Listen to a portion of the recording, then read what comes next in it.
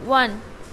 प्रधानमंत्री नरेंद्र मोदी ने संयुक्त राष्ट्र महासभा के 75वें सत्र को संबोधित करते हुए इस अंतर्राष्ट्रीय संगठन में भारत की भागीदारी बढ़ाने को लेकर जो तीखे सवाल उठाए हैं, उनसे करोड़ों देशवासियों की भावनाएं जुड़ी हैं। संयुक्त राष्ट्र के शांति अभियान में बढ़ चढ़कर हिस्सेदारी के बाद भी भारत को अब तक सुरक्षा परिषद की स्थायी सदस्यता नहीं दी गई है। देश की वर्षों पुरानी इस मांग का हवाला देकर प्रधानमंत्री ने पूछा कि आखिर भारत को कब तक संयुक्त राष्ट्र के भेदभाव का शिकार होना पड़ेगा। कब तक भारत को आम सदस्य के तौर पर अपनी वफादारी साबित करनी होगी। उन्होंने अंतर्राष्ट्रीय महामारी कोरोना से निपटने में संयुक्त राष्ट्र की भूमिका पर भी सवाल उठाए और अंतर्राष्ट्रीय बिरादरी को आश्वस्त किया है कि भारत वैक्सीन उत्पादन और आपूर्ति की क्षमता का इस्तेमाल पूरी मानवता की मदद के लिए करेगा।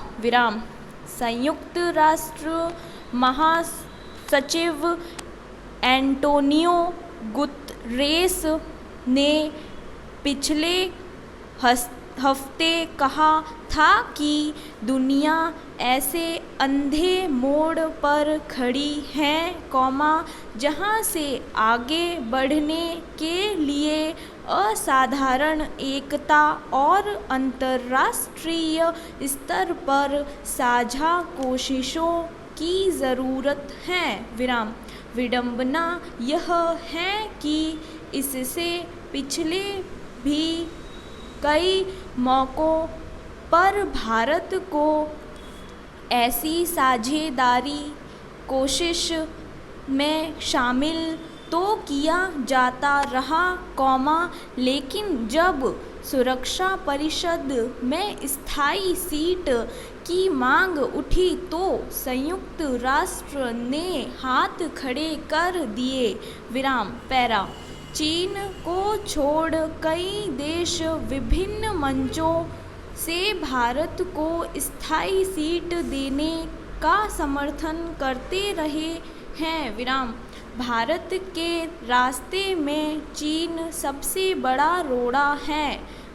इसके पास वीटो पावर है, जिसका इस्तेमाल वह भारत की मांग के खिलाफ करता रहा है। अमेरिकी राष्ट्रपति डोनाल्ड ट्रंप ने भारत की मांग का समर्थन कर चीन को और भड़का दिया है। इससे पहले बराक ओबामा के दौर में भी अमेरिका ने सुरक्षा परिषद में भारत दावेदारी का समर्थन किया था, लेकिन हुआ कुछ नहीं। पिछले जून के चुनाव में भारत को 8वीं बार अस्थायी सदस्य की ही चुना गया। यह सदस्यता 2021-22 के लिए होगी। अगर इतिहास पर गौर करें, तो भारत को अस्थायी सदस्यता देने में भी आनाकानी होती रही है। यह सदस्यता 2 साल के लिए होती है, पहली बार भारत को 1950-51 के लिए अस्थायी सदस्यता दी गई थी। विराम। बीच बीच में लंबे समय तक उसे इस सदस्यता से भी वंचित रखा गया। विराम। पैरा।